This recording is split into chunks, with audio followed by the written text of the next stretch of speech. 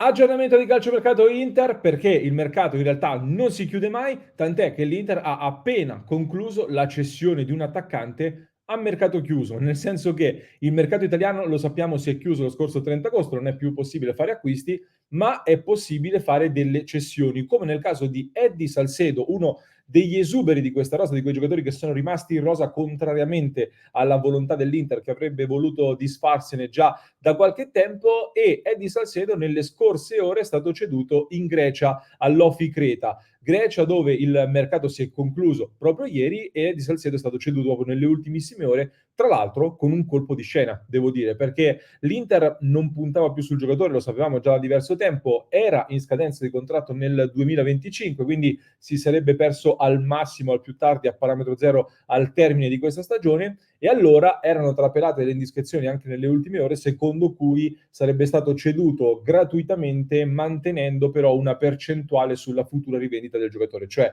se l'Oficred avesse rivenduto poi in futuro Eddie Salcedo, l'Inter avrebbe incassato qualcosa per indennizzare, diciamo, questa cessione gratuita nell'immediato. E invece, nel comunicato ufficiale dell'Inter, sul sito ufficiale nerazzurro, leggiamo che Salcedo è stato ceduto solo a titolo temporaneo, quindi in prestito per questa stagione. Essendo però in scadenza nel 2025 non si potrebbe cedere in prestito, questo lo vietano i regolamenti. Quindi a questo punto facciamo 1+1, è probabile immaginare che gli sia stato rinnovato il contratto di un anno, spostando la scadenza al 2026, e nel frattempo quindi può andare in prestito e diminuisce anche la quota di ammortamento a bilancio per l'Inter e viene ceduto quindi in prestito. Questa, devo dire, è anche un'altra di quelle scorie che ci portiamo un pochino dietro dagli anni del precedente settlement agreement, in cui sono state fatte varie operazioni un po' così, che poi ci hanno ingolfato in alcune situazioni. Salcedo era stato pagato tra tutto circa 11 milioni tra la stagione 2018 e 2019, quindi niente cessione, ancora una volta parte in prestito di nuovo a fine anno, quindi bisognerà di nuovo riparlarne, e niente percentuale sulla futura rivendita. Una particolare formula che però si sta utilizzando sempre di più, tant'è che l'Inter sta mantenendo questa percentuale ancora su diversi giocatori in giro per l'Italia e in giro per il mondo, anzi bisognerebbe dire. Quindi ne parliamo in questo nuovo episodio in cui trattiamo diversi argomenti di mercato, e allora ben ritrovate amiche e amici passioni interisti. Se non l'avete ancora fatto vi invito ad iscrivervi al canale, così non vi perdete neanche uno dei nostri contenuti che vi portiamo ogni giorno. Mi raccomando, stiamo volando verso i 70.000 iscritti e continuate ad aiutarci a far crescere il nostro progetto. Partiamo da qua. Allora, chi sono i giocatori con la percentuale sulla rivendita? Cioè, i giocatori su cui l'Inter vanta questa percentuale, può incassare ancora un tesoretto nel prossimo futuro, e proviamo a fare anche qualche stima di quanto si potrebbe incassare eventualmente da questi giocatori. Sul nostro sito passioniter.com c'è sempre una tabella aggiornata. Io vi invito sempre a tenere d'occhio anche il nostro sito per tutte le notizie in tempo reale, tutti gli aggiornamenti e tanti altri approfondimenti che in video non riusciamo a portare, perché ne produciamo veramente, veramente tanti. E da questo punto di vista partiamo da Lucien Agumé, che è forse quello più interessante da tenere d'occhio, perché ha una formula molto particolare. È stato venduto per 4 milioni di euro, ma l'Inter ha mantenuto addirittura il 50% sulla futura rivendita. Quindi dovesse partire tra un anno per 10 milioni, l'Inter incasserebbe altri 5 milioni. Ma in realtà c'è un'ulteriore particolarità, perché la prossima stagione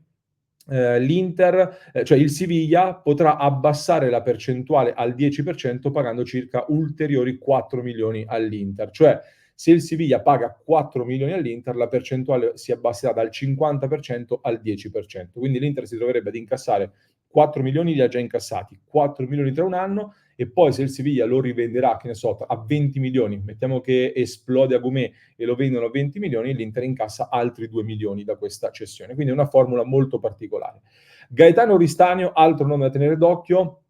L'Inter avrebbe voluto mantenere il controllo su questo giocatore, diciamo che per certi versi lo fa, perché è stato ceduto al Venezia per 4 milioni più una percentuale sulla futura rivendita. Non si sa ufficialmente la percentuale esatta, si era parlato di un 30%. Se effettivamente sarà un 30%, è una percentuale molto alta, che potrebbe voler significare o un incasso importante se Oristano esplode, oppure dall'altro lato anche una sorta di possibile riacquisto, scontato con l'Inter che quindi di fatto ne mantiene un po' il controllo. Cioè la formula di riacquisto va sempre usata con cautela, anche perché,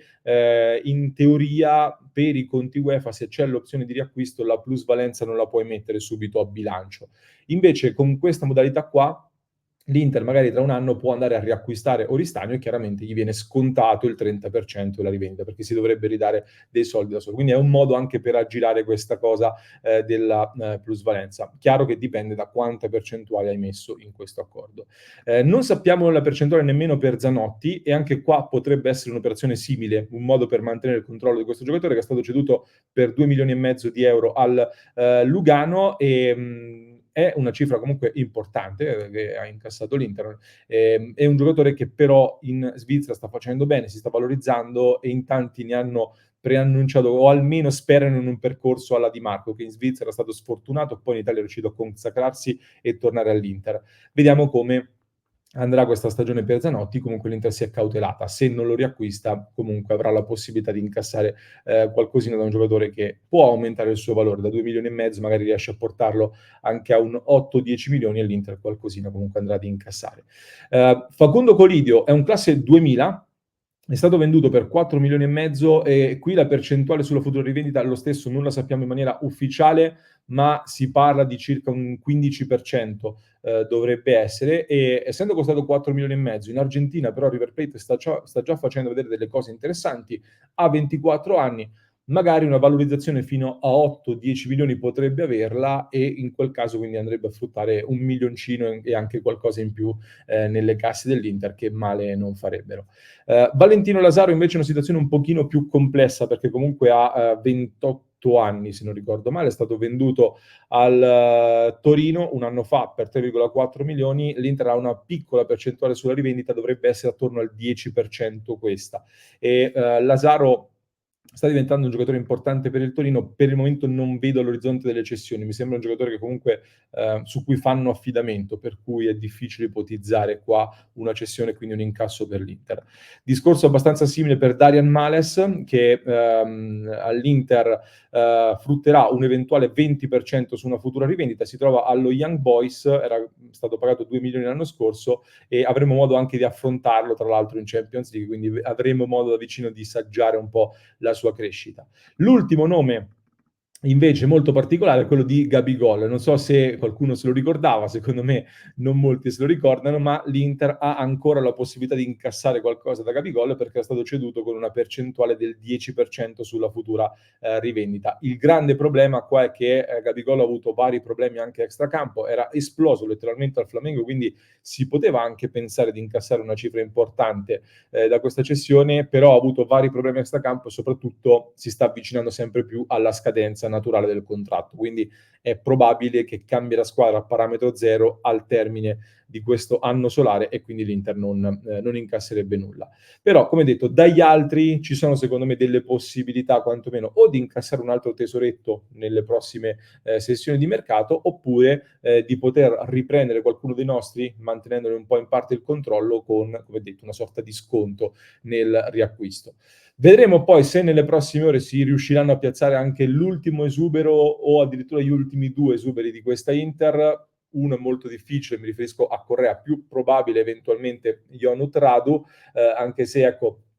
Correa ormai immagino che arrivati a questo punto è destinato chiaramente a restare in rosa come alternativa d'attacco, come quinto attaccante da utilizzare in campionato, visto che è fuori dalla lista Champions, mentre Ionut Radu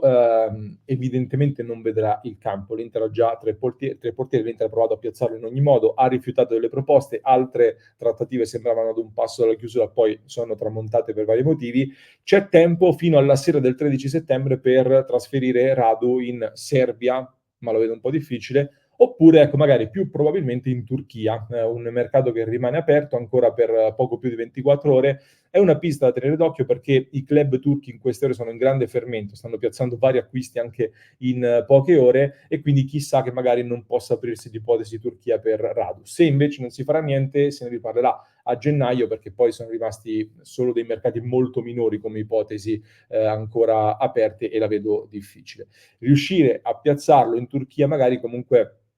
porterebbe anche ad un risparmio anche soltanto di una parte dell'ingaggio, non sarebbe male, visto che comunque pesa a bilancio e pesa in maniera abbastanza importante. Infine, visto che parliamo di mercato, un ultimo aggiornamento con la notizia relativa a Denzel Dumfries. Ne avevamo già parlato in realtà nel live di ieri. Ieri era arrivata un pochino una velina, diciamo così, nel senso che era fatta trapelare questa voce, era stata fatta trapelare questa voce e di un accordo sostanzialmente più vicino tra l'Inter e Dumfries, un pochino tutti gli esperti di mercato, tutti i giornali ne stanno quindi parlando. Dumfries, lo sapete, è in scadenza di contratto nel 2025, è una telenovela che va avanti dalla fine del 2023. Si sta definendo questa intesa con un nuovo accordo fino al 2027, quando avrà poi 31 anni. Si parla di 4 milioni di euro di ingaggio netti più dei bonus, si stanno definendo gli ultimi dettagli proprio sull'aspetto dei bonus e avrà il decreto crescita, quindi costerà all'Inter sui 5,2 milioni di euro circa come ingaggio lordo, quindi meno di Di Marco che invece guadagna 4 milioni come lui,